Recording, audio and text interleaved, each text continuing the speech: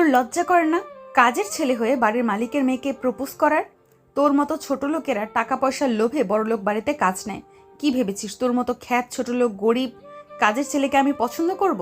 শালা হারামি, মুখের সামনে থেকে দূর হয় এক্ষুনি। অর্ক চমকে যায়, নিঃশ্বাস ভারী হয় ওর। ঠিক তখনই শুনতে পায়, এই অর্ক, ঘুমোচ্ছিস? সকাল বাজে 8টা, কাপড়গুলো এখনো ধুস না? ওঠ। রেবেকা বেগমের তীক্ষ্ণ গলা কানে ঢুকতেই জেগে উঠল অর্ক। এতক্ষণ সে স্বপ্ন দেখছিল, আর কথাগুলো স্বপ্নে আরোহী অর্ককে বলেছে। অর্ক কাজের ছেলে হলেও আরণিকে খুব ভালোবাসে, তবে আজ শরীরটা জ্বরে পুড়ে যাচ্ছে ওর। মাথা ঘোরে, চোখ যেন বন্ধ হয়ে আসছে বারবার। ঘরের কোনায় একটা পাতলা মাদুরের উপর শুয়েছিল সে। ওর শরীরের ভাষা বলে দিচ্ছে ওর আজ ভালো লাগছে না, কিন্তু রেবেকা বেগমের কণ্ঠে এতটুকু সহানুভূতি নেই। তিনি আবার গর্জে উঠে বলল, তোর মতো অলস গরিব কপাল পোড়া ছেলেটারে তো দয়া করে রাখা হয়েছে। আমার জামা কাপড় নষ্ট হইয়া যাচ্ছে, আর এটা ঘুমোচ্ছে পরে পরে। উঠ বলছি। ঝাড়ি শুনে অর্ক উঠে বসে, চোখ কচলাই, ঠোঁট শুকিয়ে গেছে। ধীরে ধীরে বলে, মাফ করবেন আন্টি, শরীরটা একটু খারাপ লাগছে তাই দ্রুত উঠতে পারিনি। অর্কের কথা শুনে রেবেকার মুখ রক্তিম হয়ে ওঠে। গর্জে আবার বলে, আন্টি? বেগম সাহেবা বল, ছোট লোক। আর তোর শরীর খারাপ? হ্যাঁ রে, গরিব মানুষের শরীর আবার খারাপ হয় কবে? তোদের শরীর তো কাজ নেই অন্যের বাড়িতে পড়ে থাকবার জন্য। কাজ করবি না, খামোকা জায়গা দখল কইরা রাখছিস। কথাগুলো বলে একটা কাপড়ের বালতি ছুঁড়ে মারে অর্কের দিকে। পানি ছিটকে পড়ে ওর জামায়। শরীরটা ঠান্ডায় কেঁপে ওঠে। মাথা নিচু করে কাপড় তুলে নেয় সে। রেবেকা গট গট করে চলে যায়। বিশাল বাড়িটার মালিক আশরাফ চৌধুরী। আশরাফ ভিলাতে থাকে অর্ক কাজের লোক হয়ে। বালতি নিয়ে সে দ্রুত ওয়াশরুমে যায়। জ্বরে গা পুড়ল, সেসব নিয়ে অর্কের ভাবার সময় নেই। খুব যত্ন করে প্রায় 10-15টা কাপড় কাচলো, রোদে মেলে দিয়ে আবার চলে আসে রান্নাঘরের দিকে। খুব আস্তে ধীরে রান্নাঘরের দিকে হেঁটে যায় অর্ক। হঠাৎ পেছন থেকে আরান সাহেব ধমকে ওঠে, ওরে, এত ধীরে হাঁটতেছিস কেন? তরতরি কইরা চল, চা বানায় আন। গায়ে কি শক্তি কমে গেছে কর? জলদি চা আনবি। আশরাফের ছোট ভাই আরান তেমন কিছুই করে না। অর্ক জি বলে এগিয়ে যায়। রান্নাঘরে ঢুকতেই ঝর্ণা খালা মুখ টিপে হাসেন, তবে আজ মমতা নেই তার চোখেও। ঝর্ণা আরেকটা কাজের মহিলা, মাঝে মাঝে অর্ককে সামান্য আদর করে। ঝর্ণা বলে, তোর মুখের তো রং নাই রে, দেশলার কাঠের মতো হয়ে গেছিস। আজ তুই কিছু খাইছিস? অর্ক হাসে, না খালা, কাল রাতেও কাজ শেষ করতে করতে ঘুমাইয়া গেছিলাম। আসলে একটু কাজ। ঝর্ণা কিছু বলার আগেই আরুনির গলা আসে পাশের ঘর থেকে। আরুনি হলো আশরাফ সাহেবের একমাত্র মেয়ে। দেখতে যেমন সুন্দরী, বেশ অহংকারও আছে। অর্ককে চিৎকার করে ডাকে, এই সার্ভেন্ট, আমার জুতো কই? কাল রাতে তোকে ধুতে বলেছিলাম। অর্ক ছুটে যায়, কিন্তু ওর গায়ে তখনও জ্বর। পা টলে পড়ে যেতে যেতে সামলে নেয়। আরুনির সামনে আসে অর্ক। অরুণীর দাঁড়িয়ে ওর দিকে তাকিয়ে বলে, উফ, একটা কাজও ঠিকমতো করতে পারে না। গরিবের শরীরে কি শুধু পচা রক্ত থাকে? তোকে বলেছিলাম জুতা পরিষ্কার করে রেখে যাবি, যাসনি কেন? আরুনির মা রত্না আর তার বোন রেবিকা বেরিয়ে আসলো।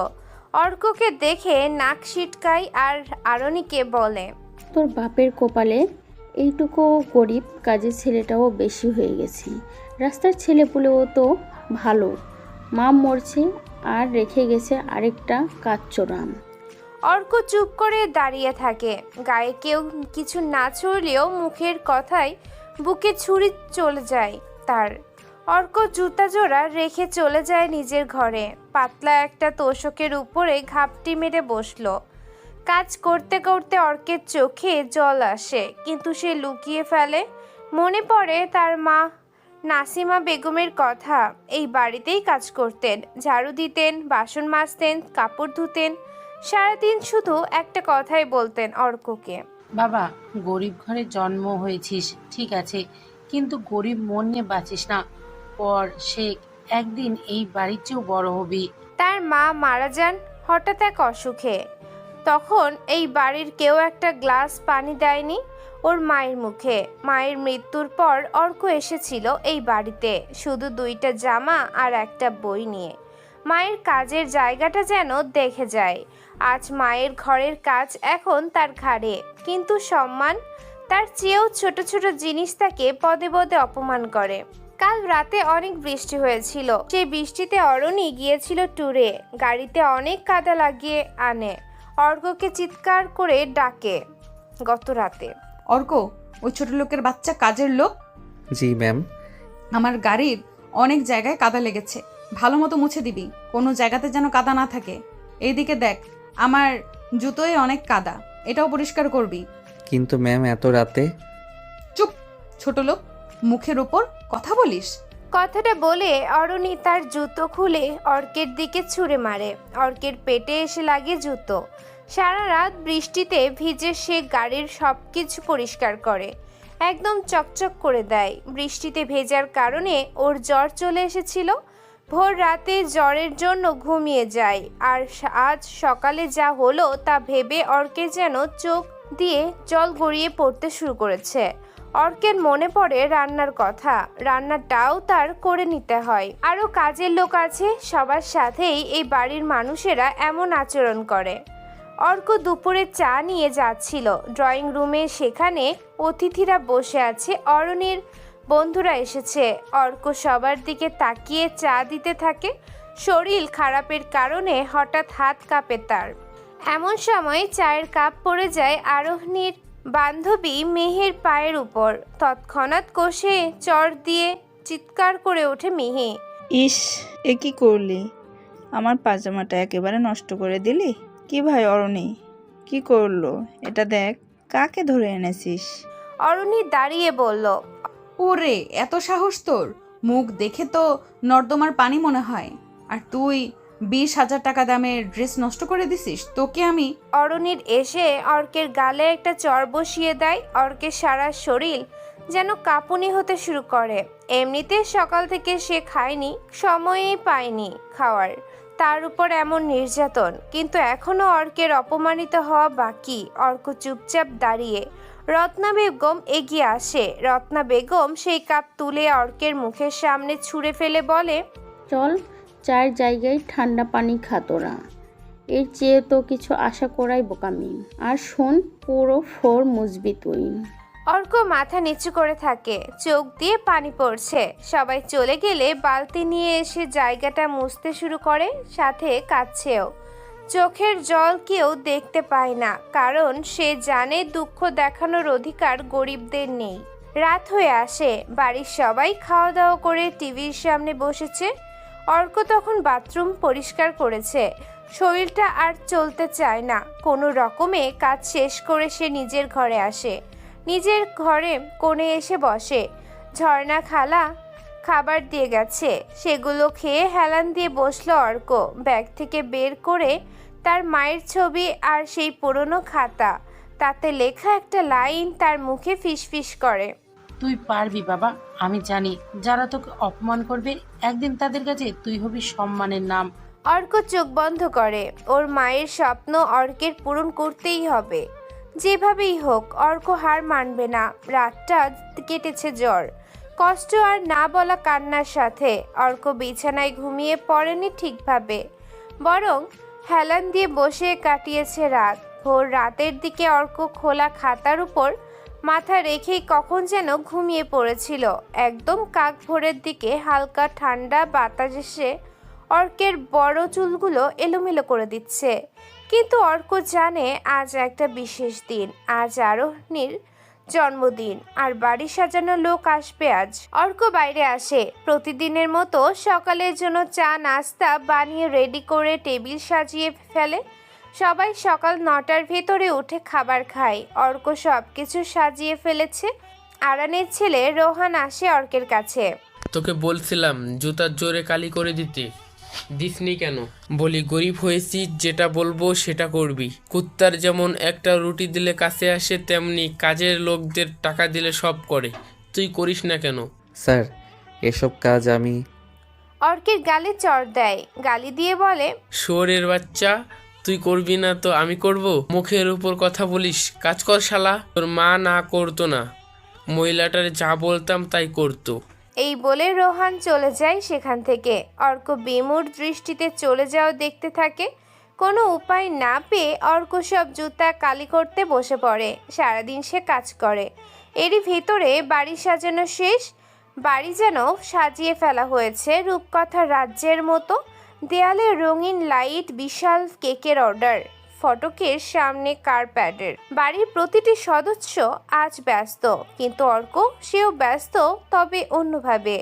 সকাল 6টায় সে উঠে কাজ করেছে। রান্নাঘরের যাবতীয় কাজ, টেবিল সাজানো, মেঝে মোছা, অরণির পোষা কুকুরকে খাওয়ানো, বাগান পরিষ্কার, অতিথিদের বসার জায়গা গুছিয়ে দেওয়া, সব দায়িত্ব যেন ওর একার কাঁধে।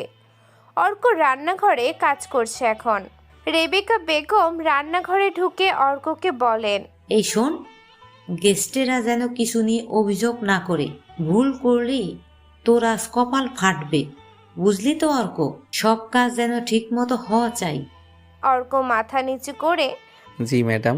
ঝর্ণা পাশ থেকে বলে ওঠেন। অর্ক দৌড়ে যায়। শরীরটা আজও দুর্বল, কিন্তু ভেতরের এক অদৃশ্য শক্তি তাকে টেনে নিয়ে যাচ্ছে।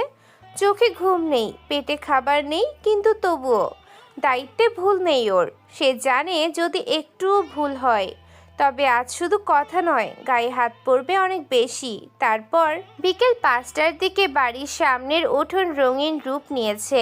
অতিথিরা আসতে শুরু করেছে।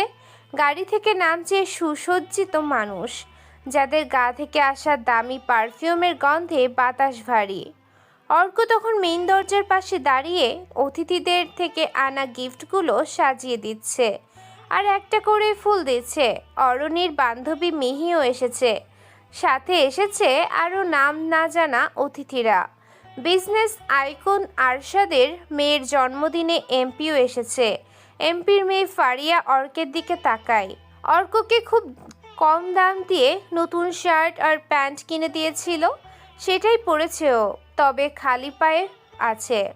বেশ ভালোই মানিয়েছে সাদা ঢিলে শার্টে কালো প্যান্ট, চুলগুলো নিজস্ব স্টাইলে করা। ফারিয়া অর্ককে দেখে মিহি ফারিয়ার কাছে এসে বলে, ওদিকে তাকাও না, ওটা কাজের লোক। ফারিয়া হাসতে হাসতে বলে, এই ছেলেটা সার্ভেন্ট, একদম সিনেমার এক্সট্রা নায়কের মতো লাগছে। অরণির এক বান্ধবী বলে ওঠে, উফ, ওর জামাটা দেখে তো তাকানো যায় না, রং এমন যেন 1000বার ধোয়া হয়েছে। অরণি সেই সময় ঢুকছি লাল গাউনে, চোখে সোনালি ছায়া, ঠোঁটে হালকা লিপস্টিক। এক ঝলক দেখেই বোঝা যায় এই বাড়ির রাজকন্যা সে। সবাই দেখছে অরণিকে, অর্কও তাকিয়ে থাকে একটু, কিন্তু দ্রুত চোখ সরিয়ে নেয়। জানে এই দৃষ্টি যদি কারোর চোখে পড়ে আর তার আজকেই দিনটাই শেষ। তবুও লুকিয়ে দেখে অর্ক। অর্কের থেকে অরণি 1-1.5 বছরের ছোট হবে। অর্ক অরণিকে আজকে দেখে চোখ সরাতে পারছে না, তবুও জোর করে চোখ সরাতে হবে তার। কেউ জানলে তার মৃত্যু নিশ্চিত। তবুও মনে মনে বলে ওঠে, শুভ জন্মদিন অরণি। এমন অরণির ইশারায় অর্ককে ডাক দেয়। অর্ক ভয় পায়, অরণি কি দেখে ফেলেছে। অর্ক অরণির সামনে এসে দাঁড়ালো।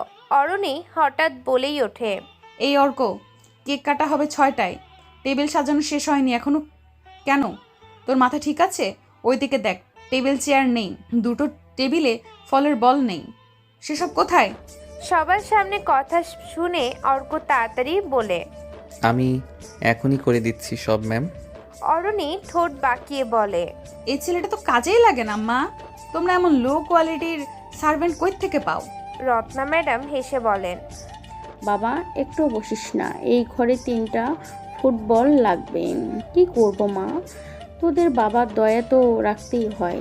ওর মা এখানে কাজ করতো তো, তাই ওকেও রেখে পড়াশোনা তো জানি না, কি করবে বল। সেই মুহূর্তে অর্কের বুকটা চিনচিন করে ওঠে। সে মুখ নামিয়ে চলে যায়। দ্রুত কাজ কমপ্লিট করে এক কোণায় দাঁড়িয়ে থাকে। সন্ধ্যা হয়, কেক কাটা শুরু হলো। সবার আগে অরণি আশরাফের গালে কেক দেয়, তারপর তার মায়ের। অর্ক মুচকি হাসতে থাকে। কল্পনা করে অরণি কেক কেটে সবার আগে তার মুখে দিচ্ছে। সে এটা ভেবে মুচকি হাসে। পার্টি শুরু হয়, কিন্তু কিছু সময় পরেই মিউজিক, ড্রিঙ্কস সব কিছুই আছে। পার্টির মাঝখানে এক সময় একজন অতিথি কফি চায়। অর্ক কিচেনে গিয়ে কফি বানিয়ে নিয়ে আসে, কিন্তু ভিতরের অস্থিরতা, অরণির দেখার স্বাদ, টেনশন আর ক্লান্তিতে হাত কাঁপছে আজকেও। কফির কাপ রেখে দিতে গিয়ে হঠাৎ হাত কাঁপায়। সামান্য কফি ছিটকে পড়ে টেবিলের কাপড়ে। সাথে সাথেই এক চিৎকার। এই কি করলি? কাপড় নষ্ট হয়ে গেল। মায়ের পছন্দ করা টেবিল ক্লথ ছিল এটা। দৃশ্যটা অরণির চোখে পড়ে। তাছাড়া অতিথিটাও কথা শোনাতে শুরু করে। অরণি এগিয়ে এসে হঠাৎ কফির কাপটা টেনে নিয়ে ছুঁড়ে মারল অর্কের দিকে। কাপটা অল্পের জন্য গায়ে লাগলো না, পাশ দিয়ে চলে গেল। রত্না ম্যাডাম দাঁড়িয়ে বললেন, এই ছেলে একদম পাগল, অপদার্থ। আজকের দিনটা নষ্ট করে দিল। বের করে দাও একে এক্ষুনি। বাড়ি ভর্তি অতিথিরা দেখছে। সেই লোকের গায়ে কফি পড়েনি, তবে অর্ক টেবিলের কাপড়ে টান দিয়ে ফেলে কাপটা ধরতে গিয়ে ফলে টেবিলে থাকা সব খাবার লোকটার গায়ের উপরে পড়ে। লোকটা বেশি কিছু না বললেও এই বাড়ির সবাই যেন অর্ককে গিলে ফেলতে শুরু করেছে। অর্ক মাথা নিচু করে কফির কাপড় থেকে দাগ মুছে দিতে থাকে। কেউ কেউ হাসে, কেউ কেউ মুখ ঘুরিয়ে নেয়।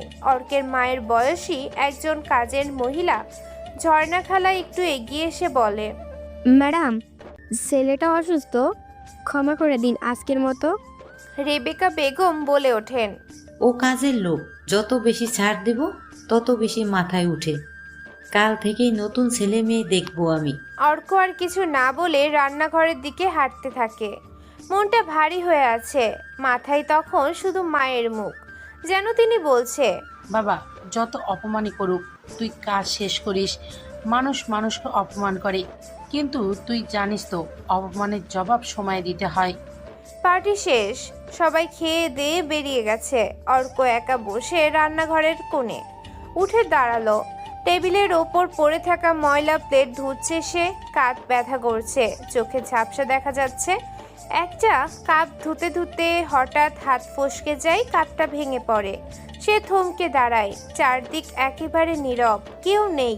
যাক বাঁচলাম বলে নিজেকে শান্ত করে। কাঁধ ঝাঁকিয়ে আবার কাজে লেগে পড়ে সে। মনে মনে ভাবে, আমি জানি এই অপমানের উত্তর আমি এখন না পারলেও একদিন ঠিক দেব। আমি তো অর্ক। আমার নামটা এখন যাদের কাছে গালি, একদিন তারাই এই নাম শুনে মাথা নিচু করবে। সব কাজ শেষ করে রুমে আসলো। হেলান দিয়ে বসলো সে।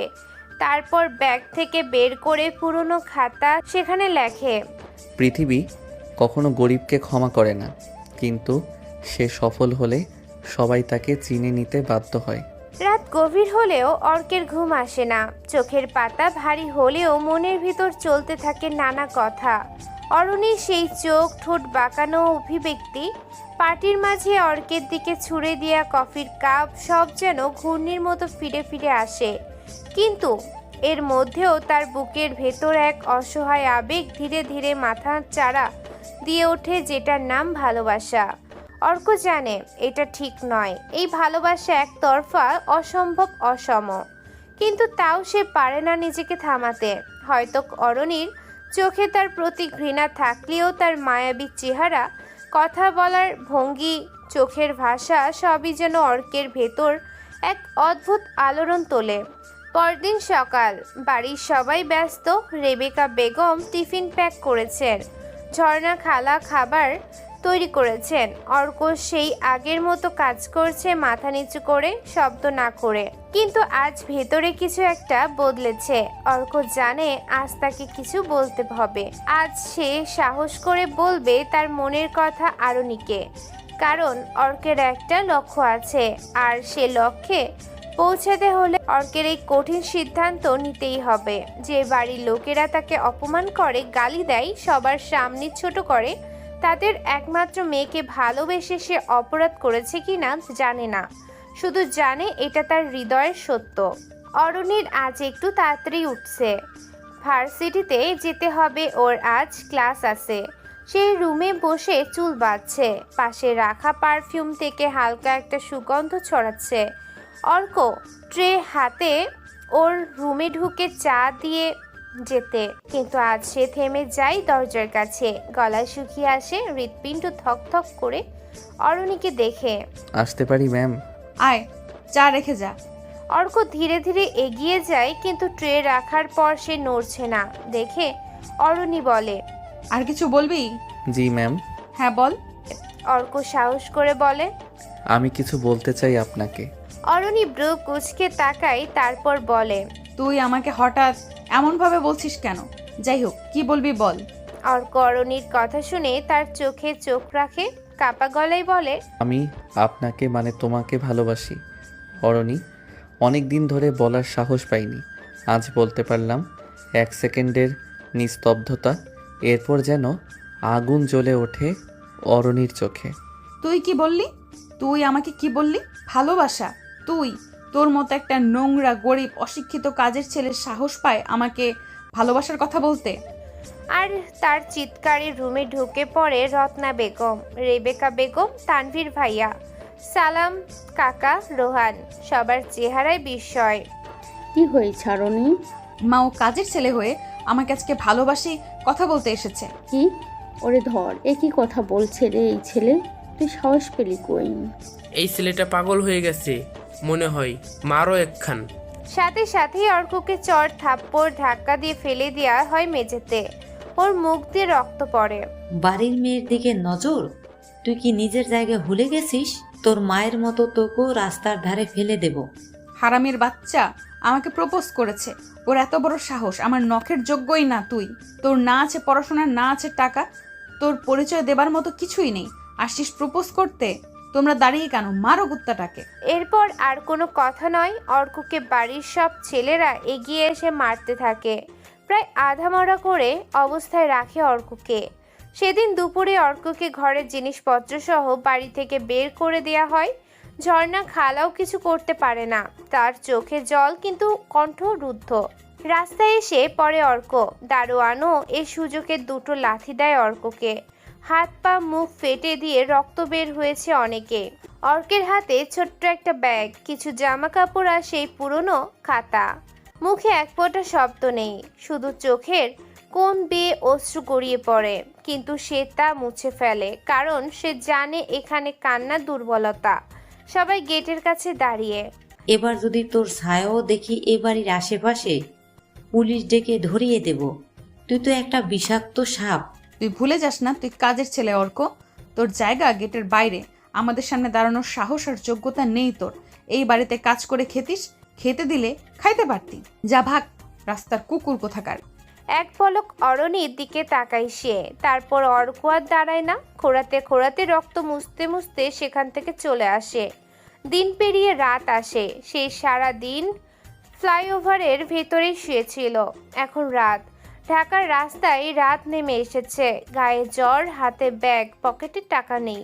অর্ক হাঁটছে, পা কাঁপে, কিন্তু চোখে ভয় নেই। শুধু একটাই ভাবনা, সে কেবল ভালোবেসেছিল, কিন্তু তা যেন ছিল সবচেয়ে বড় অপরাধ। একটা বন্ধ দোকানের সামনে বসে পড়ে সে, কাঁধে ব্যাগ রেখে হালকা নিঃশ্বাস ফেলে। বাটন মোবাইলটা বের করে মার সেই পুরনো ছবি দেখে। চোখের জল আসে, কিন্তু এবার সে তো আর লুকায় না, মুখ খুলে বলে, মা, আমি সত্যিই খুব ছোট। তুমি বলেছিলে বড় হতে, সম্মান অর্জন করতে। আজ আমি শুধু ভালোবেসে অপরাধ করে ফেলেছি, কিন্তু দেখো, একদিন এই অপমানের উত্তর আমি দেব। আমি অর্ক, গরিবের ছেলে, কিন্তু একদিন আমি নিজেই হব এই শহরের গল্প। 8 বছর বয়স আমার, তুমি মারা গেলে মা, তোমার জায়গাতে আমি কাজ করতে শুরু করি। এবার হবে অন্য গল্প মা। ঢাকার আকাশ তখন মেঘে ঢাকা। রাত প্রায় 2টা বেজেছে। শহরের কোলাহল কিছুটা স্মিত, কিন্তু বাতাসে যেন অদৃশ্য এক হাহাকার ভেসে যাচ্ছে।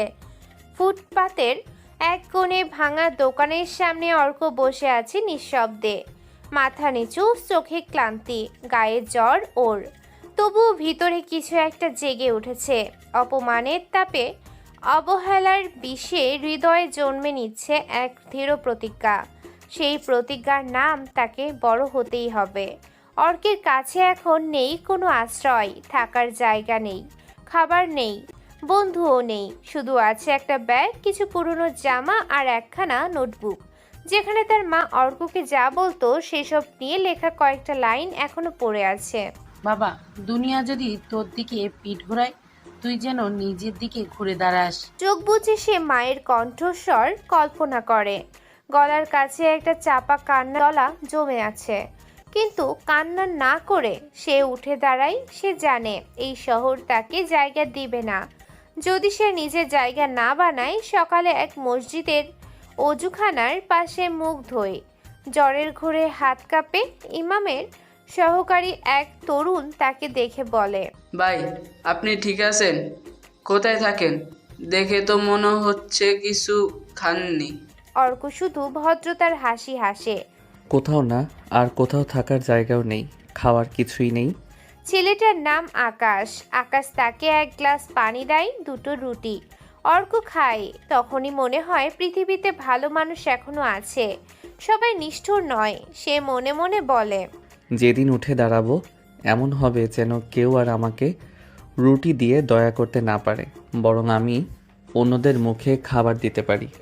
পরের কয়েকদিন অর্ক খুঁজে ছোটখাটো কাজ। শুরুতে কেউ নেয় না, কারণ জামা কাপড় আর মুখ দেখে গরিব ছেলে বলেই দূরে সরিয়ে দেয়। অবশেষে একদিন মিরপুরে এক ছোট্ট ইলেকট্রনিক্সের দোকানে কাজ পায়। মজুরি নগণ্য, কিন্তু অর্ক স্বপ্ন দেখে সেই দোকানে বসে। অর্ক হাতের কাজ বেশ পারে। ওই যে কথায় আছে না, যদি জানা থাকে কাজ, তাহলে ভাতের অভাব হবে না। অর্কের বেলাতেও এটা হয়। সব সমস্যা মানুষের একসাথে আসলেও একটা সমাধানের দরজা খোলা থাকে। অর্কের বেলাতেও সেটা মিলে গেছে। অর্কের হাতের কাজ বেশ ভালো। দোকানদার মাসুদ ভাই বলেন, তুই ভালো কাজ করিস, ঠিক সময়ে আসিস, পড়াশোনা যা করেছিস তাতে ভালো জায়গাতে চাকরি হবে। আমি তোকে ধরে রাখবো। তোর ব্যবহারে কাস্টমার আসে, নতুন তো আরো আসবে। মাসুদ ভাইয়ের কথা শুনে অর্ক মাথা নিচু করে বলে, আমি শুধু একটু সময় চাই ভাই। আমি গরিব, কিন্তু আমি অলস না। আমাকে বড় হতেই হবে ভাই। রাতের বেলা দোকানের পেছনের একটা ছোট্ট স্টোর রুমে অর্ক থাকে। সেখানেই সে পড়ে। অর্ক গোপনে ওই বাড়িতে থাকতেও বই পড়েছে। ন্যাশনালে সে চান্স পেয়েছে বলেই পড়া বাদ দেয়নি। ভার্সিটির বড় ভাইকে খুব কষ্টে ম্যানেজ করে ক্লাস না করার জরিমানার বিষয়টা সামলেছে অর্ক। যখন পরীক্ষা চলতো তখন আশরাফের হাতে পায়ে ধরে গ্রামে আসার নাম করে পরীক্ষা দিতে যেত। এইভাবেই চলেছে অর্ক। কাজের জন্য মাসুদ ভাই তাকে একটা ফোন দিয়েছে। সেটার সাহায্যে পড়াশোনার ভিডিও আর নানান বিজনেস আইডিয়া দেখে শেখে ইউটিউব থেকে। মাসুদের একটা বোন আছে, নাম জান্নাত। অর্কের সাথে প্রায় কথা হয়। সপ্তাহখানিক আগে পরিচয়। আজকে দোকানের কাচের দরজা ঠেলে জান্নাত ঢুকলো। দুপুরে রোদটা যেন শহরের সব ধুলো, সব তাপ তার কাঁধে চেপে বসেছে। তবুও মেয়েটার মুখে ক্লান্তির কোনো ছাপ নেই, বরং চোখে এক ধরনের কোমল উজ্জ্বলতা। দোকানের ভেতরে তখন অর্ক একা। মাসুদ ভাই আজ বাজারে গেছে, তাই ক্যাশ কাউন্টারে বসে হিসাব মিলাচ্ছে অর্ক। অর্কের চোখে হালকা ক্লান্তি। রাত দিন কাজ করে আবার রাতে পড়াশোনাও চালিয়ে যায়, তবুও কোনো দিন মুখ ভার করে থাকতে দেখেনি কেউ। তার চোখে সব সময় এক শান্ত হাসি, যেন দুনিয়ার কোনো তারা তাকে ছুতে পারে না। জান্নাত ঢুকতেই অর্ক উঠে দাঁড়ালো। ম্যাম আসুন, বসুন। এই ম্যাম ম্যাম করবেন না, নাম ধরেই ডাকুন, আমি আপনার ছোট। অর্ক হেসে বলল, তাহলে জান্নাত ম্যাম বলবো? জান্নাত আবার ব্রুকুচকে তাকায়। আবার ম্যাম? আচ্ছা জান্নাত। অর্ক আবার হেসে বলে, এই প্রথম তাদের মধ্যে এমন খোলামেলা কথা হলো। এর আগেও জান্নাত এসেছে, কিন্তু সবসময় মাসুদ ভাই উপস্থিত থাকতেন। আজই প্রথম সুযোগ মিলল অর্কের সাথে আলাদা করে কথা বলার। জান্নাত হাতে নিয়ে এসেছে দুটো টিফিন বক্স। দুপুরের খাবার নিয়ে এলাম। দুটো টিফিন আছে, ভাইয়া কখন আসবে? দুটো? আরেকটা কার জন্য? তোমার জন্যই। তুমি তো সবসময় চটপট কিছু খেয়ে আবার কাজে লেগে পড়ো, ঠিক মতো খাও না, আর বাইরের খাবার ভালো না। এখন দোকানে লোক নেই, খেয়ে নাও। অর্ক একটু লজ্জা পেল। সে চুপচাপ টিফিন খুলল। ভেতরে গরম ভাত, মুরগির ঝোল আর ডাল। অর্ক প্লেট হাতে নিয়ে বলল, তুমি রেঁধেছো? হুম। তাহলে তো আলাদা মজা হবে। খেয়াল করলো অর্ক খাবার মুখে তুলেছে ধীরে ধীরে, যেন প্রতিটি কণা মন দিয়ে অনুভব করেছে। সেই দৃশ্য অদ্ভুতভাবে তার ভালো লাগলো। জান্নাত জিজ্ঞেস করলো, তুমি এত কাজ করো, আবার পড়াশোনা চালাও কিভাবে? সময়ের সাথে অভ্যাস হয়ে গেছে, আর একটা লক্ষ্য আছে। লক্ষ্য? অর্ক কিছুক্ষণ চুপ করে থেকে বলল, বড় হতে চাই, নিজের পায়ে দাঁড়াতে চাই। জান্নাতের মনে হলো এই কথাগুলোতে যেন কেমন এক জেদ আছে, তবুও সেই জেদে অহংকার নেই, আছে শুধু শান্ত ধীরতা। এরপর থেকে জান্নাত প্রায় দোকানে আসতে লাগলো। কখনো অজুহাতে মাসুদদের জন্য কিছু আনা, কখনো নিজের জন্য কিছু কিনতে, আবার কখনো শুধু খোঁজ নিতে। অর্কের সাথে কথোপকথন বাড়তে লাগলো ধীরে ধীরে। এক বিকেলে দোকান প্রায় খালি, বাইরে হালকা বৃষ্টি পড়ছে। জান্নাত এসে দাঁড়ালো দরজায়। অর্ক তাকে দেখেই বলে, ভিজে যাচ্ছ, ভেতরে আসো। জান্নাত ঢুকতেই হালকা বৃষ্টির গন্ধ আর চায়ের গন্ধ মিশে এক অদ্ভুত উষ্ণতা তৈরি করলো ভেতরে। অর্ক বলে, তুমি চা খাবে? হুম, তবে তুমি বানাবে। অর্ক চা বানায়। চায়ের কাপ এগিয়ে দিল জান্নাতের দিকে। জান্নাত চুমুক দিয়ে হেসে বলল, তুমি চা ভালো বানাও। মিষ্টি বেশি হলে সবাই বলে ভালো হয়েছে। না, শুধু মিষ্টি না, তাতে যত্নও লাগে। অর্ক কিছু বলল না, শুধু তার চোখে এক মুহূর্তের জন্য এক কোমল আলো খেলে গেল। দিন যেতে যেতে জান্নাত বুঝতে পারল ছেলেটার প্রতি তার মন অদ্ভুতভাবে টান অনুভব করছে। অর্ক কখনো বড় বড় কথা বলে না, কিন্তু তার প্রতিটি আচরণে একটা স্বাভাবিক সৌজন্য, এক ধরনের নির্ভরতার অনুভূতি আছে। একদিন সন্ধ্যায় দোকানের শাটার নামাতে নামাতে অর্ক দেখল জান্নাত বাইরে দাঁড়িয়ে। এই সময় তোমার সাথে একটু হাঁটতে চাই। কিন্তু মাসুদ ভাই যদি জানে? বলে এসেছি, উনি তোমাকে খুব ভালোবাসে। তুমি জানো, আমি প্রথম যেদিন তোমাকে দেখেছিলাম মনে হয়েছিল তোমার মধ্যে কিছু আলাদা আছে। আলাদা? তুমি অনেক চুপচাপ, কিন্তু ভেতরে যেন অনেক কিছু জমিয়ে রেখেছো। হয়তো তুমি কাউকে বলো না, কিন্তু তোমার চোখ বলে দেয়। অর্ক একটু চুপ করে থাকলো, তারপর নরম স্বরে বলল, সব কথা সবার সাথে বলা যায় না জান্নাত। হাওয়া ধীরে ধীরে ঠান্ডা হয়ে আসছিল। জান্নাত মনে মনে ভাবলো, হয়তো একদিন এই ছেলেটা তাকে তার সব কথাই বলবে। সেদিন ফেরার পথে দুজনের মধ্যে কোনো কথা হয়নি, কিন্তু নীরবতার ভেতরে এক অদ্ভুত উষ্ণতা ছিল। এরপর থেকে জান্নাতের আশা বেড়ে গেল আরও। দুপুরের খাবার, বিকেলের চা কিংবা সেফ একটা হাসি, সবই যেন অর্কের দিনকে বদলে দিত। আর অর্ক ধীরে ধীরে বুঝতে লাগলো জান্নাতের এই যত্ন, এই আগ্রহ, এগুলো শুধু বন্ধুত্ব নয়, এর ভেতরে আছে অন্যরকম এক অনুভূতি। কিন্তু সে তো অরণিকে ভালোবাসে। একদিন দোকান ফাঁকা ছিল, বাইরে মেঘের গর্জন। জান্নাত এসে বলল, আজ যদি আমি তোমাকে বলি তুমি আমার জন্য গুরুত্বপূর্ণ, তুমি কি অবাক হবে? অর্ক তাকিয়ে রইল তার দিকে। কিছুক্ষণ পর মৃদু হেসে বলল, হয়তো অবাক হব না, কারণ আমি এটা বুঝেছি। কিন্তু জান্নাত, আমি বন্ধুত্বের থেকে বেশি কিছু চাই না। বজ্রপাতের আলো এক মুহূর্তের জন্য দোকানের ভিতরে উজ্জ্বল করে তুলল। জান্নাত হেসে বলে, মজা করছিলাম। অর্কের এভাবেই দিন যায়। 4 মাস হয়ে গেছে অর্ক মাসুদ ভাইয়ের দোকানে কাজ করে।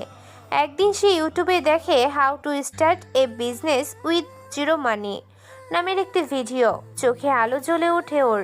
সে ভাবতে থাকে, আমি পারবো, শুধু একটা সুযোগ চাই। একদিন দোকানে এক গ্রাহক আসে, এক বিদেশি। সে ব্যাকআপ পাওয়ার সলিউশন খুঁজছে। অর্ক তাকে আইডিয়া দেয় কিভাবে সহজ প্রযুক্তিতে কম খরচে সোলার দিয়ে ছোট্ট ব্যাটারির মাধ্যমে ঘরের লাইট জ্বালানো যায়। লোকটি মুগ্ধ হয়, কারণ অর্ক ইংরেজিতে খুব সুন্দর করে তার সাথে কথা বলে। অর্ককে তার ভালো লেগে যায়। ছেলেটার ভিতরে ক্রিয়েটিভিটি দেখতে পায় লোকটা। তার নাম জ্যাকি। তার ভিজিটিং কার্ড দিয়ে বলে, তুমি একদিন বড় হবে, আমি নিশ্চিত। যদি কখনো সত্যিই ব্যবসা শুরু করো, আমাকে মনে রেখো। সেই রাতে অর্ক নিজের মাথায় আইডিয়া করতে থাকে, business idea. Law course solar kit for rural homes. Arani year final এক্সামে ফেল করেছে, সেটা নিয়ে আরশাদ সাহেব অনেক বকাঝোকা করে তার মেয়েকে। অরণি সবসময় স্টাইল করে চলাফেরা করে। বাড়িতে নতুন কাজের লোক এখনো আসেনি, আসলেও 2 দিন পর চলে গিয়েছে। অরণিদের কথা আর অতিরিক্ত কাজের কারণে অরণি খুব কাছের বন্ধু ফারহান, সে অরণিকে অনেক বেশি পছন্দ করে, ভালোবাসে। ফারহানের বাবার মাঝারি বিজনেস, তবু অরণিকে তার মনের কথা জানানোর সাহস পায় না। অরণি সব ছেলেকে পাত্তাও দেয় না। অরণি, তোকে একটা কথা বলার জন্য বেশ কয়েকদিন থেকে ভাবছি। হ্যাঁ বল। আসলে তোকে না আমি ভালোবাসি, বন্ধুত্বের শুরু থেকে আমি ভালোবাসি, কিন্তু আরে থাম থাম, ভালোবাসা এটা বলতেও যোগ্যতার দরকার হয়, সেটা তোর নেই। আমার পরিবার, আমার বাবার যে স্ট্যাটাস, সেটা তোর মতো ছেলের অর্জন করাটাও স্বপ্ন। আমাকে ভালোবাসার আগে নিজের দিকে তাকা, আমার কাছে সবাইকে ফকিন্নি মনে হয়। এভাবে বলছিস অরণি, আল্লাহ না করুক একদিন তোর অবস্থাও ফকিন্নিদের মতো না হয়। কি বললি ফারহান? দূরে যা আমার সামনে থেকে, তোকে আর সহ্য হচ্ছে না। নিজের যোগ্যতা অর্জন কর, তারপর প্রপোজ করতে আসবি। গ্রহণ করব কি করব না পরের বিষয়। ফারহান মাথা নিচু করে চলে আসে। অরণি এসব দেখে হাসে। কয়েকদিন কেটে যায়। এক রাতে অর্ক ঘুমাতে পারছিল না। ব্যাগ খুলে তার মায়ের ছবি দেখে। মায়ের ছবি দেখলেই মায়ের বলা প্রতিটা কথা অর্কের মনে পড়ে। তুই বড় হ, কিন্তু কাউকে ছোট করে না। মায়ের এমন কথা যেন অর্ক ভুলতেই পারে না। অর্ক প্রতিজ্ঞা করে তার জীবন হবে প্রমাণ। তাকে যারা তুচ্ছ করেছে তাকে ভুল প্রমাণ করবে সে, কিন্তু কোনো ঘৃণায় নিয়ে নয়, সম্মান দিয়ে, সাফল্য দিয়ে। অর্ক এখন দিনে দোকানে কাজ করে, রাতে বই পড়ে, সপ্তাহে একদিন অনলাইনে ক্লাসও করে। ইউটিউব ফ্রি কোর্স, পুরনো বই, সব কিছুই তার অস্ত্র। মাসুদ ভাই ওকে ডেকে বলল, তুই তো অনেক জানিস রে, চাইলে দোকানের একটুখানি ম্যানেজমেন্টের দিকটা তুই দেখে নিতে পারিস। সেই মুহূর্তে প্রথমবারের মতো কেউ ওর উপর ভরসা করে। অর্কের চোখে অশ্রু আসে, কিন্তু সে হাসে। দোকানের সব হিসেব, জিনিসপত্র আনা নেওয়ার হিসেব সে সামলাতে শুরু করে। অর্ক নিজের আইডিয়াগুলো লিখে কিছু বিনিয়োগকারীকে ইমেল করেছে। সে জানে না কেউ দেখবে কি না, উত্তর দেবে কি না, কিন্তু তার লক্ষ্য শুধু চেষ্টা করা। এভাবে বেশ কয়েকদিন অর্ক নতুন নতুন আইডিয়া নিয়ে অনলাইনে বা পোস্টারে থাকা সব বিনিয়োগকারীদের কাছে মেইল করে গিয়েছে। কয়েকদিন পর অর্ক কাজ থেকে ফিরে ক্লান্তি শেষ করে ফোনটা হাতে নিতেই দেখে একটি ইমেলের ফিরতি রিপ্লাই এসেছে। সেখানে লেখা, we are interested in your idea, let's টক। সেই মুহূর্তে অর্ক জানে এটা খুব বড় কিছু না হলেও এটাই তার যাত্রার প্রথম ভাগ। সে খুশিতে দৌড়ে মাসুদ ভাইয়ের কাছে চলে যায়, জড়িয়ে ধরে তাকে সবটা বলে। জান্নাতও ছিল, জান্নাতকেও খুশিতে অর্ক জড়িয়ে ধরে। প্রথমবার জান্নাত যেন বেশ শান্তি অনুভব করে। মাসুদ ভাই খুশি হয়, কারণ সে জানে অর্ক সৎ একটা ছেলে, তার উপর দায়িত্ব দিয়ে নিশ্চিন্তে থাকা যায়। সে পারবে সফলতা অর্জন করতে। তুই এগিয়ে যা ভাই, আমি পাশে আছি। আবার বড় হয়ে আমাদেরকে ভুলো না যেন। যেদিন বড় হব সেদিন সবার আগে তোমাকে জানাবো। জান্নাত হাসে, সবাই খুশি হয়। ঢাকার সকালের সূর্যটা আজ অর্কের কাছে অন্যরকম লাগছে। কিছুদিন আগেও যে সূর্যটা তার চোখে ছিল ধোঁয়াশা আর ক্লান্তির প্রতিচ্ছবি, আজ তা যেন এক নতুন জীবনের প্রতীক। ইমেলটি সে পড়ে বারবার। সেই ইংরেজি কথাগুলো তার ভেতরটা কাঁপিয়ে দিয়েছে। We are interested in your idea, let's talk. Arka জানে না তারা কারা, জানে না তারা আসলেই গুরুত্ব দিচ্ছে কি না, কিন্তু তাও এটা একটা প্রতিক্রিয়া পেয়েছে, একটা ডাক পেয়েছে। এটাই তার যাত্রার প্রথম পা। অর্ক মসজিদে মিষ্টি বিলিয়েছে।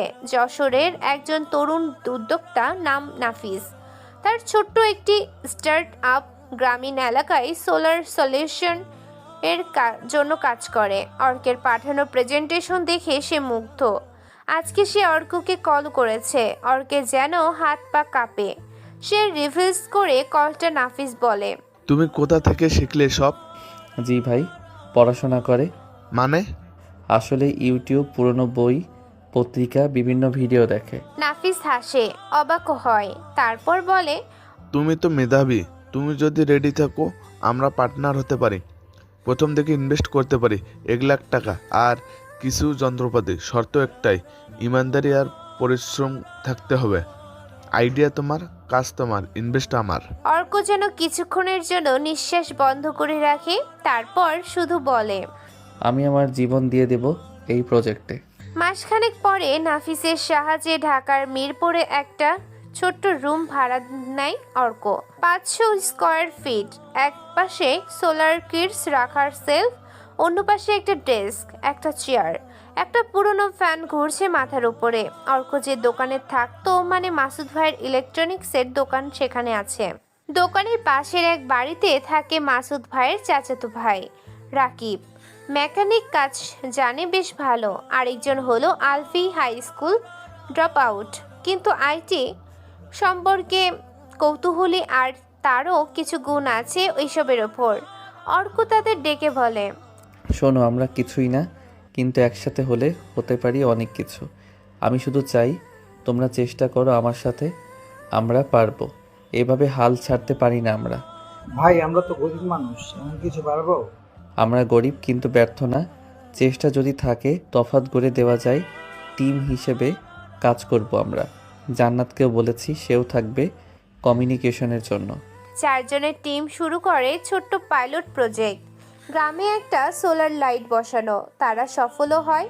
অল্প সময়ে প্রথম অর্ডার আসে এক এনজিওর কাছ থেকে 35টা কিটের। অর্ক যেন খুশিতে আত্মহারা। আর প্ল্যান, নাফিসের ইনভেস্ট টাকা সুদ সমেত ফেরত দিয়ে সে নিজের বিজনেস বড় করবে। যদি নাফিস পার্টনার হয় তাহলে থাকবে। এইভাবে আরও অর্ডার আসতে থাকে। বিভিন্ন প্লট, বিল্ডিং, কোম্পানি, ইন্ডাস্ট্রিয়াল সাইটে ওদের কাজের অর্ডার আসতে শুরু করে। এইভাবে অর্ক পরিচিত পেতে থাকে। সফল হতে বেশি সময় লাগে না, আর এই সফলতাকে সবার মাঝে ছড়িয়ে দিতে দেশের বড় একটি নিউজ চ্যানেল অর্ককে ইনভাইট দেয়। সেখান থেকে বিভিন্ন পত্রিকায় উঠে আসে অর্ককে গল্প। তরুণ উদ্যোক্তার সোলার বিজনেস বদলে দিচ্ছে গ্রামের আলো। সেই খবর ভাইরাল না হলেও কয়েকজন প্রভাবশালী ব্যক্তি দেখে। এক ভদ্রলোক ফোন করেন, আপনার কাছ থেকে খুব ভালো লাগলো, আমাদের স্কুলের জন্য 50টা কিট দরকার। জান্নাত সেই লোকের সাথে বেশ ভালো মতোই ডিল ফাইনাল করে। আরশাদ সাহেবের বিরাট বড় বিজনেস, কোটি টাকার বিজনেস। তার বিদ্যুতের ঘাটতি যেন নেই বললেই চলে। তবে তার ম্যানেজার জামির হোসেন বলে, স্যার, বাজারে এখন সোলার কিট অল্প মূল্যে সোলার হোপ কোম্পানি প্রদান করছে। কোম্পানিটা এখন বড় হচ্ছে, ওদের মার্কেট ভ্যালু বিশাল হারে বাড়ছে। আপনার উচিত এসব কোম্পানির সাথে কোলাবোরেশন করা, তাতে আপনি বসে থেকেই পার্সেন্টেজ পাবেন। হ্যাঁ, এটা তুমি সত্যি কথা বলেছ। আমাদের কাজ তো এটাই, নতুন নতুন ছোট কোম্পানি যারা বড় হচ্ছে সেসব কোম্পানির হায়েস্ট ইনভেস্টর ও পার্টনার হওয়া আমার কাজ। তারপর হিউজ মার্কেট ভ্যালু চলে আসলে আমি ইনভেস্ট করা অফ করব। তারপর নতুন নতুন কোম্পানি মুখ থুবড়ে পড়বে প্রোডাক্ট তৈরিতে, তখন সেই সুযোগে কোম্পানির 70% শেয়ার নিয়ে নেব। ফলে যা লাভ হবে তার অর্ধেকের বেশি আমার হবে। সেই কোম্পানি নামে ওদের, কিন্তু টাকা হবে আমার বেশি। জি স্যার, তাহলে কি সব ব্যবস্থা করব? হ্যাঁ, অবশ্যই। জামির চলে যায়। আরশাদ ভাবতে থাকে তার আরও সফলতার কথা। শুরুতে তারও কিছু ছিল না, কিন্তু মগজে ছিল বিজনেস আইডিয়া। তবে তার মেয়েকে নিয়ে বেশ চিন্তায় আছে। মেয়েটা হয়েছে বেশ অহংকারী। অর্ক এখন দিনে রাতেও কাজ করে। কাজের সাথে সাথে সে নিজের ছোট্ট অফিসেও রাত করে মার্কেটিং, প্রেজেন্টেশন, বিজনেস মডেল, অল্প টাকায় বড় রিটার্ন কিভাবে আনা যায় সেটা বোঝে। রাকিব এখন কিট অ্যাসেম্বল করে। আলফি এখন ওয়েবসাইট বানাতে শিখেছে। আর জান্নাত অনলাইনে ভিডিও করে সেগুলো সেলের দায়িত্ব নিয়েছে। সেলার হব নামটা ছড়িয়ে পড়েছে ধীরে ধীরে। জান্নাত আজকের ভিডিও আপলোড করার আধা ঘন্টার ভিতরে কল আসে তার কাছে, রিসিভ করে সে। হ্যালো, আমি MK গ্রুপ অফ কোম্পানির ম্যানেজার জমির বলছি। এটা কি সোলার হোপ গ্রুপের বিজনেস নাম্বার? জি বলুন। আসলে আমাদের কোম্পানি আপনাদের কোম্পানির সাথে কাজ করতে চায়। সত্যি? দাঁড়ান, আমাদের স্যারকে ডেকে দিচ্ছি। জান্নাত জানে MK কোম্পানি কতটা বিশাল, বিশ্বাসই করতে পারছে না সে। জান্নাতের বুকের ভিতর তখনও দমকা ঢেউয়ের মতো উত্তেজনা উঠেছে নামছে। এত বড় কোনো কোম্পানি, এত নামকরা ব্র্যান্ড, তারা নাকি তাদের মতো একেবারে ছোট্ট একটা লোকাল কোম্পানির কাছে ফোন করেছে, কাজের প্রস্তাব দিয়েছে, মাথায় যেন ঠিকমতো ঢুকছেই না, মনে হচ্ছিল স্বপ্ন দেখছে। এই, তুমি ঠিক আছো তো? অর্ক নাম ধরে ডেকেই জান্নাত দৌড়ে অর্কের কেবিনের দিকে ঢুকলো। শ্বাস প্রশ্বাস এলোমেলো, ওর চোখে অদ্ভুত উজ্জ্বলতা লেগে আছে, কিন্তু সে ঢুকতেই দেখে অর্ক ঠিক তখন দরজার দিকে এগোচ্ছে। জান্নাত হুঁশ হারিয়ে প্রায় দৌড়ে গিয়ে অর্কের সাথে ধাক্কা খেলো। 1 সেকেন্ডের জন্য সময় থমকে যায়। জান্নাতের ঠোঁট গিয়ে হালকা করে ছুঁয়ে গেল অর্কের বুকের ভেতর থেকে অর্কের হৃদস্পন্দনের ঢেউ যেন সরাসরি এসে লাগলো জান্নাতের কানে, যেন খুব কাছ থেকে ঢেউ ভাঙার শব্দ শোনা যায়। অর্ক থমকে দাঁড়িয়ে গেল, চোখ নামিয়ে তাকালো জান্নাতের দিকে। মেয়েটার শ্বাস গরম, গাল লালচে, আর চোখে এক অদ্ভুত ঝিলিক মিশিয়ে ভয়, লজ্জা আর আনন্দ মিশিয়ে এক অদ্ভুত রং তৈরি করেছে অর্ক বলে। অর্কের কণ্ঠে ছিল হালকা উদ্বেগ, তবে ভেতরে একটা অদ্ভুত উষ্ণতা। জান্নাত তাড়াতাড়ি 1 কদম পিছিয়ে গেল, দুহাত দিয়ে চুল গুছিয়ে নিল, যেন মুহূর্তটাকে আড়াল করতে চাচ্ছে। আমি ঠিক আছি। আসলে তোমার সাথে কথা ছিল, বড় খবর। অর্ক ছোটের কোণে 1 ফোঁটা হাসি টেনে দিল। বড় খবর নাকি বড় ধাক্কা? জান্নাত মুখ নিচু করলো, কিন্তু তার ঠোঁটের কোণে এক চিলতে হাসি ফুটে ওঠে। ধাক্কা তো লেগেছেই, তবে সেটা খবরের জন্য। বাইরে হালকা বাতাস বইছিল, জানালা খোলা থাকায় একটুখানি আলো এসে দুজনের মাঝে পড়ছিল। অর্ক তার হাতের ফাইলগুলো টেবিলে রেখে হাত গুটিয়ে দাঁড়ালো, চোখ তার এখনো জান্নাতের মুখে। বলো, কি খবর? জান্নাত এক গভীর নিঃশ্বাস নিল, যেন শব্দগুলোকে জড়িয়ে রাখছে, যাতে প্রভাবটা আরো গভীর হয়। ভাবতে পারো, এমকে কোম্পানি, যারা দেশ জুড়ে এত বড় বড় প্রজেক্ট করে, তারা আমাদেরকে প্রস্তাব দিয়েছে। ফোন করেছে এখনই, তোমার সাথে কথা বলতে চায়। অর্ক এক মুহূর্ত চুপ করে রইল, যেন খবরটা মস্তিষ্কে নিয়ে যাচাই করছে। তারপর ধীরে ধীরে মাথা নেড়ে বলল, মানে আমরা? হ্যাঁ, আমরা। জান্নাতের চোখে তখন যেন আতশবাজির মতো ঝিলিক। অর্ক কিছু বলতে যাচ্ছিল, কিন্তু হঠাৎ তার দৃষ্টি চলে গেল জান্নাতের ঠোঁটের দিকে, যেখানে ঠিক কয়েক সেকেন্ড আগেই তার বুকের উষ্ণতা ছুঁয়ে গিয়েছিল। একটা অদ্ভুত নীরবতা নেমে এলো। জান্নাত বুঝতে পারলো তাদের মাঝে হাওয়ায় কিছু ভারী হয়ে আছে। হৃদস্পন্দন যেন একটু দ্রুত হয়ে উঠল। তুমি কি সবসময় এভাবেই খবর দাও? আগে বুকের সাথে ঠোঁট, তারপর বাকিটা? অর্কের ঠোঁটে খেলা করলো হালকা দুষ্টু হাসি। জান্নাতের গাল হঠাৎই আরো লাল হয়ে উঠল। উফু, আচ্ছা, ইচ্ছে করে নাকি এটা হয়? আমি তো জানি। অর্ক তার কথা কেটে দিয়ে নরম গলায় বলল, আমি জানি এটা ইচ্ছে করে হয়নি। কিন্তু তার চোখে ছিল অন্য রকম এক দৃষ্টি, যেটা জান্নাত আগে খুব কম দেখেছে। গভীর, স্থির আর একটু অস্বস্তিকরভাবে মায়ামি লাগছে। মুহূর্তটা যেন দীর্ঘ হয়ে যাচ্ছিল। বাইরে থেকে ভেসে আসছিল রিকশার ঘন্টা, রাস্তার কোলাহল, কিন্তু দোকানের ভেতর যেন সময় ধীরে ধীরে বইছে। অর্ক প্রথম চোখ নামালো, তারপর হালকা গলায় বলল, জান্নাত, তুমি জানো তো, কিছু কিছু মুহূর্ত ভুলে যাওয়া যায় না। জান্নাত ধীরে ধীরে মাথা তুলল। মানে থাক, বাদ দাও, কাজের কথা বলো। এই খবরটা আমাদের জীবনের মোড় ঘুরিয়ে দিতে পারে। চলো ওই কোম্পানির সাথে কাজ করি। আচ্ছা, কথা বলি আগে। হ্যাঁ, লাইনেই আছে। জান্নাত ফোনটা বাড়িয়ে দেয় অর্কের কাছে। আমি সোলার হোপ কোম্পানির ওয়ার্নার অর্ক বলছি। পরিচয়টা নিশ্চয়ই পেয়েছেন। আমাদের কোম্পানি আপনাদের কোম্পানির সাথে কোলাবোরেশন করতে চাই, ইনভেস্ট করতে চাই অনেক। আমরা কি একটা মিটিং ফিক্সড করতে পারি? কোটি টাকার বাজেট হবে মিস্টার অর্ক। জামিলের কথা শুনে অর্ক প্রথমে লাফ দিয়ে ওঠে। সে যেন এমনটারই স্বপ্ন দেখছিল, কিন্তু পরক্ষণে মনে পড়ে বিজনেসের মাঝামাঝিতে এসে বড় কোনো কোম্পানির বেশি সুবিধা গ্রহণ করা বোকামি, এতে সবকিছু হারাতে হয়। তাই যতটুকু নিজের মতো করে চলছে সেটা যেন চালিয়ে যাওয়া, পরে ওই বড় কোম্পানিকেও বিট করা সম্ভব। অর্ক বলে, সরি ম্যানেজার, আমি এখন কোনো কোম্পানির সাথে মিশতে চাই না। আমার মতো থাকতে দেন। ধন্যবাদ অফারের জন্য, কিন্তু এখানে টাকা নিয়ে ভাবছি না, দুবেলা খেতে পারলেই খুশি। আপনি বিরক্ত করবেন না। অর্ক মুখের ওপর কেটে দেয়। জামির অবাক হয়, এরকম কেউ হয় যে বড় কোম্পানির অফার ফিরিয়ে দিচ্ছে? করলা তুমি, এত বড় সুযোগ হাতছাড়া করলে?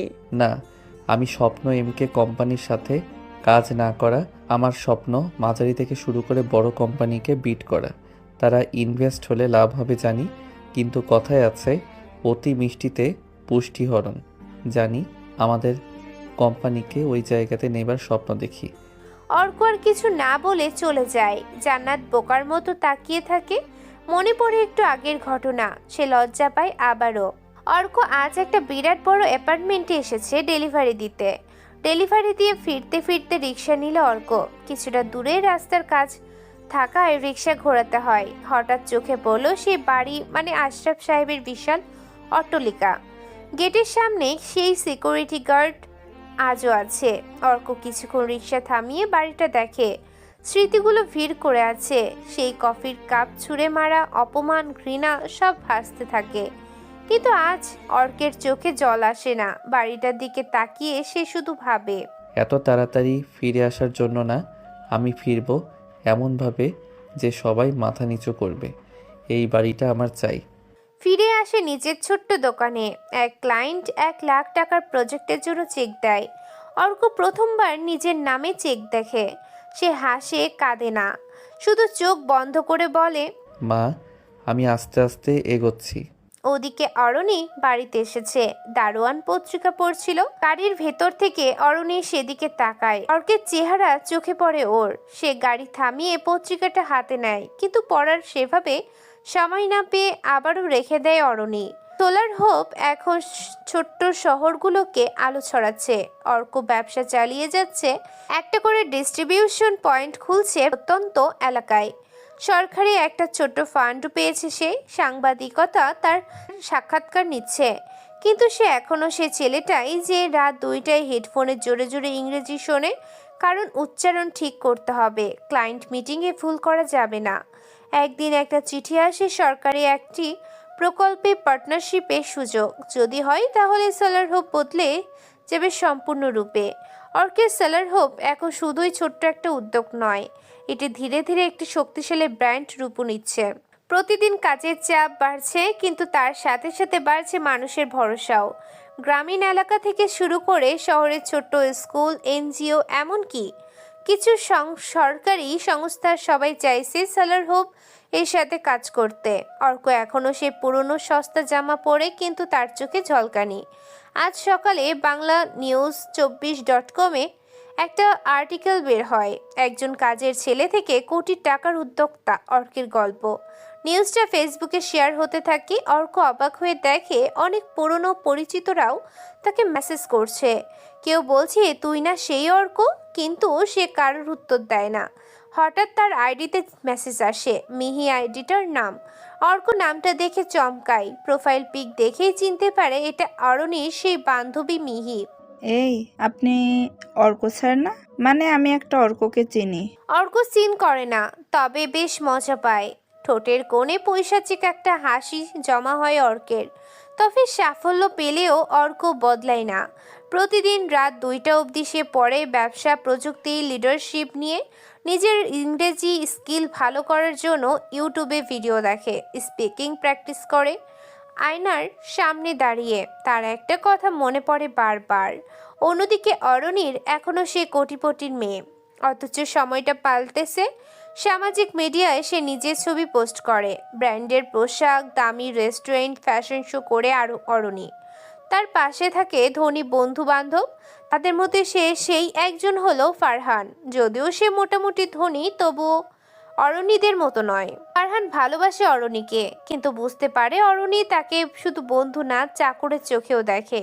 এক কফি শপে আজকে ওর সব বন্ধুরা এসেছে। ফারহান অরণির সামনে বসলো, সবাই ফটো তুলছে। এমন সময় ফারহান অরণিকে প্রপোজ করে।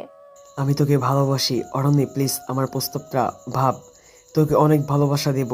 এখন আমি আমার বাবার বিজনেস সামলাই। অরণির বাকি বন্ধুরা অবাক হয়। অরণি হেসে বলে, তুই আমার যোগ্য না ফারহান। তুই ভেবেছিস আমি তোর মতো একটা ছেলে পছন্দ করব? মানে প্রপোজ করবি আর হ্যাঁ বলবো? যতবার প্রপোজ করবি উত্তর না হবে। আমার পছন্দ টাকাওয়ালা স্মার্ট কাউকে, বুঝেছিস? তারপর সবার সামনে ফারহানের দিকে কফির কাপ ছুঁড়ে মারে অরণি, সাথে গালে একটা চড়ও বসিয়ে দেয়। সেই মুহূর্তে কফি শপে থাকা সবাই স্তব্ধ। ফারহান কাঁদতে কাঁদতে বেরিয়ে যায়, কিন্তু অরণির মুখে বিন্দুমাত্র দুঃখ নেই। সোলার হোপ এই একটি ফোন আসে, এক সরকারি কর্মকর্তার কণ্ঠ। আপনার কাজগুলো নিয়ে আমরা আলোচনা করতে চাই। আগামী সপ্তাহে এক টেন্ডারে অংশ নিতে পারেন। ইনভাইটেশন মেইল পাঠানো হয়েছে। এই মেইল অর্কের বিজনেসকে সম্পূর্ণ বদলে দিতে পারে। অর্ক দিন রাত খেটে প্রেজেন্টেশন বানায়, আলফি ওয়েবসাইটের নতুন সেকশন তোলে, রাকিব সিম্পল বানিয়ে চেক করে, সব কিছু ঠিকঠাক হয়। সেদিন মিটিংয়ে বড় বড় কোম্পানির প্রতিনিধি ট্রায়েড স্যুট ব্যান্ডের ঘড়ি পরে আসে সবাই। তার মধ্যে অর্ক ঢোকে সাদা মাটা শার্ট পরে, কেউ তাকায় না তার দিকে। ব্যাগ তৈরির কোম্পানির ম্যানেজার অর্ককে দেখে বলে, এইটা কি হেল্পার নাকি? এটাকেও ইনভাইট কে করলো বিজনেস মিটিংয়ে? অর্কের কানে কথাটা পৌঁছায়, সে হাসে, সে আর মাথা নিচু করে না। আরশাদ সাহেবও আসে। অর্ক মাস্ক পরে তাকে দেখে। আরশাদ আসার পরই প্রেজেন্টেশন শুরু হয়। সব কোম্পানি তাদের প্রোডাক্ট শো করে, কিন্তু সরকারি কর্মকর্তা ফয়েজ সাহেব অপেক্ষা করছিল অর্কের জন্য। অর্ক স্টেজে আসে, সবাই অবাক হয়। সাদামাটা ড্রেস পরা ছেলেটাই তাহলে সোলার শপ কোম্পানির মালিক।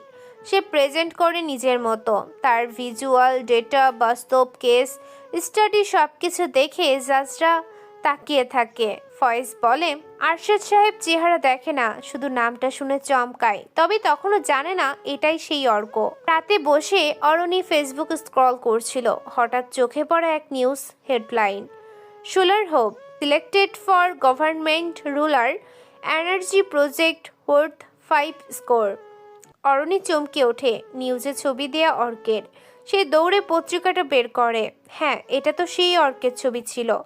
তার আরও মনে পড়ে যায় সেই ছেলেটার কথা, যে তার বাসায় কাজ করত, যে তাকে ভালোবেসে প্রস্তাব দিয়েছিল। আর তারপরেই সেই লজ্জা আর ঘৃণায় তার সামনে কাঁদতেও পারেনি, বরং অরণি তাকে চর মেরে অপমান করে বাড়ি থেকে বের করে দিয়েছিল। সেই অর্ক এখানে কিভাবে? আরশাদ সাহেবও জানতে পারে সবটা। রাতে ঘুম হয় না অরণির, মনে মনে বলে, ও কি করে এত বড় কিছু হয়ে গেল? আমি তো বলেছিলাম ও কিছুই করতে পারবে না, আমি তো বলেছিলাম সে আমার যোগ্য না। কিন্তু অর্ক পেরেছে, সে সব কিছু অর্জন করেছে 3 বছরের ভিতরেই। অরণির যেন কনফিউশন দূরই হয় না। অর্ক এখন সফল বিজনেসম্যান।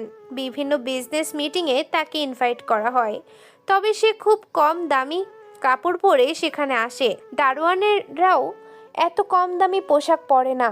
অনেকে অনেক কিছু বলে, কিন্তু অর্কের তাতে কিছুই যায় আসে না। আজ অর্কের ইনবক্সে আসে একটি মেইল, বিজনেসম্যানদের জন্য একটি 5-তারা হোটেলে ইনভাইট করেছে। অর্ক ভাবছে যাবে কি না। এত বড় জায়গা, এত নামি মানুষ, সে কি মানায়? আলফি বলে, কিন্তু আমার যে মনে হয় আমি এখানে মানানসই না। আপনি যাবেন, সবাইকে দেখিয়ে দেবেন আপনি একজন সফল মানুষ। আপনিও পারেন। আজ আমাদের কোম্পানিতে কাজ করে শত শত ছেলে, যারা বেকার ছিল তারা এখন কর্ম করছে। আচ্ছা, যাবো তাহলে। জান্নাত, তুমিও রেডি হও, যেতে হবে আমাদের। জান্নাত মুচকি হাসে, অর্কও হাসে। তারপর আশরাফ সাহেবের অফিসে এসেছে সাব্বির রহমান। সে একসময় আশরাফের সবচেয়ে বড় প্রতিদ্বন্দ্বী ছিল। আশরাফের কোম্পানি একবার সাব্বিরের কাছে টেন্ডার নেওয়ার সময় হেরে যায়। আশরাফ তা মেনে নিতে পারেনি, এজন্য সাব্বিরকে মিথ্যে মামলায় জেলে পাঠিয়ে দেয়। সে তার কোম্পানির আগের ম্যানেজারকে খুন করিয়ে সাব্বিরের উপরে চাপিয়ে দেয়। ফলে সাব্বির 10 বছরের জন্য জেল খেটে আসে। আজকের সকালটা ছিল শান্ত। জানালার ওপাশে সূর্যের আলো ঢুকছিল। আশরাফ সাহেবের কনফারেন্স রুমে বসেছিলেন তিনি নিজ অফিস চেয়ারে, চা হাতে, কাগজপত্র ছড়িয়েছিল টেবিলে, আর একপাশে দাঁড়িয়েছিল ম্যানেজার জামির। আজ বিকালে ক্লায়েন্ট মিটিং আছে স্যার। আশরাফ গভীরভাবে মাথা নেড়ে বলে, সব ঠিকঠাক রাখবে, ছোটখাটো বলে জায়গা নেই তুমি। কিন্তু তখনই দরজার সামনে দাঁড়িয়ে থাকা রিসেপশনিস্টের মেয়েটা ছুটে আসে আশরাফের রুমে। স্যার, একজন এসেছেন, নাম বললেন সাব্বির রহমান। মুহূর্তেই আশরাফ সাহেবের মুখে চা থেমে যায়। কলার নিচে দলা পাকানো নিঃশ্বাস আটকে গেল কিছুক্ষণ। কি বললে তুমি এইখানে? সাব্বির রহমান স্যার, সে নিজেকে আপনার পুরনো পরিচিত বলছেন।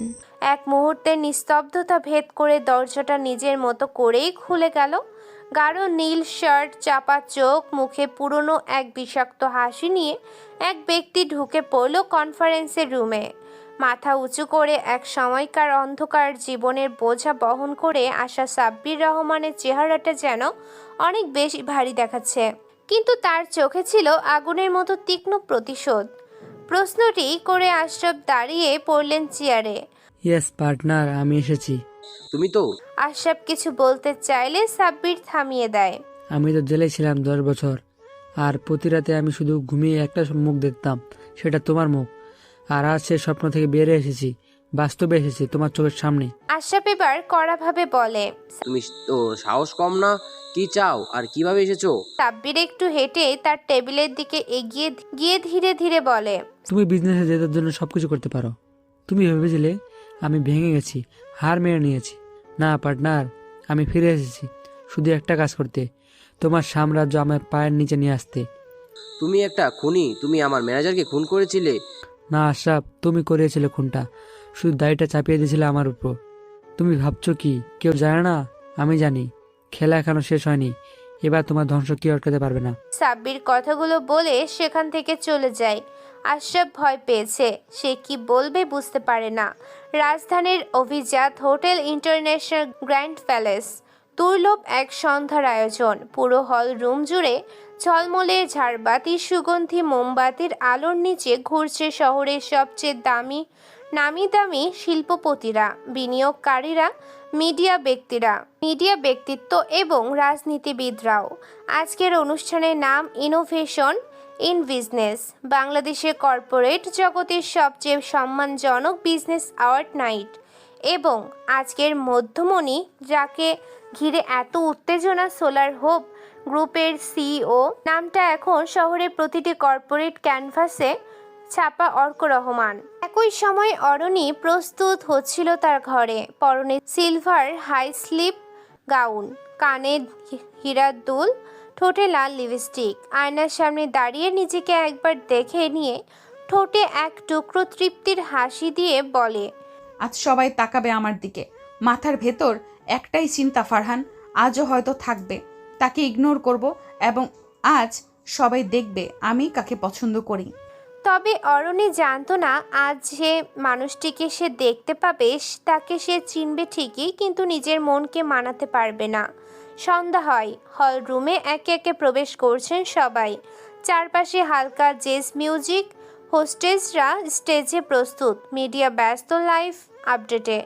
একসময় মাইকে ঘোষণা আসে, ladies and gentleman, introducing the man who has transformed the future of clean energy in Bangladesh, the CEO of Solar Hope Group, Mr. Orko. হঠাৎ ঝলসে ওঠে ক্যামেরার ফ্ল্যাশ। স্টেজের কর্নার থেকে এক ঝলক আলোয় দেখা গেল অর্ককে। একজন দীর্ঘদেহী সুগঠিত পুরুষ, পরনে সাদা শার্ট, নেভি ব্লু 3-পিস স্যুট, হাতে সোনালি ঘড়ি, চোখে মুখে দৃঢ়তা, হাঁটার ভঙ্গিমায় আত্মবিশ্বাস, ঠোঁটের কোণে ক্ষীণ এক ঠান্ডা হাসি। তার সাথে হাত ধরে হেঁটে আসছে আরও একটি সুন্দরী মেয়ে, জান্নাত। সে আলোর ঝলকানিতে সবাই তাকায় সেদিকে। অরণিও বাদ যায়নি, যদিও অরণি জানে না অর্ক আসবে এখানে, কিন্তু নামটা মাইকে যখন ঘোষণা হলো আর লাইটের আলো যখন অর্কের উপর পড়ল, তখন যেন অরণি নিঃশব্দের মতো দাঁড়িয়ে যায়। অর্ককে দেখে অরণি থমকে যায়, হাতে থাকা ওয়াইনের গ্লাসটা কাঁপে। সে বিশ্বাসই করতে পারে না, এ কি সত্যি সেই অর্ক, সেই কাজের ছেলে যাকে একসময় তার পরিবারের সবার মতোই সেও গালমন্দ করত? এ কি সেই অর্ক যে ছেলেটাকে সে ঘৃণা করত, অপমান করত, প্রকাশ্যে অপদস্থ করত? সেই ছেলেটাই আজ দেশের সবচেয়ে আলোকিত তরুণ ব্যবসায়ী। সব ক্যামেরা এখন অর্কের দিকে, সবচেয়ে ধনী কোম্পানির নাম আজ তার সঙ্গে জড়িয়ে।